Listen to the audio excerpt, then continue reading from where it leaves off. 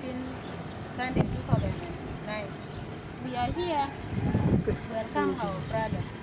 This bull was given by our father as a sacrifice to his son because he has been away for a long period of time.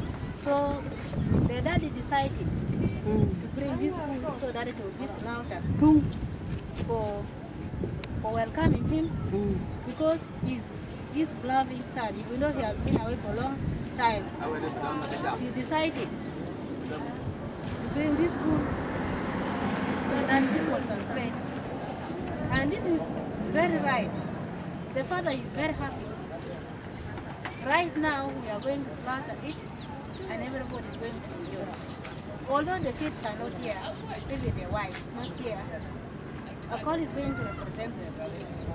As we are going to finish this welcoming, we are going to make a short family meeting so that you are going to get what we are talking about. And as our brother will be going back, he will just greet the kids and tell them that we are here, we are happy, and we are ready to welcome them.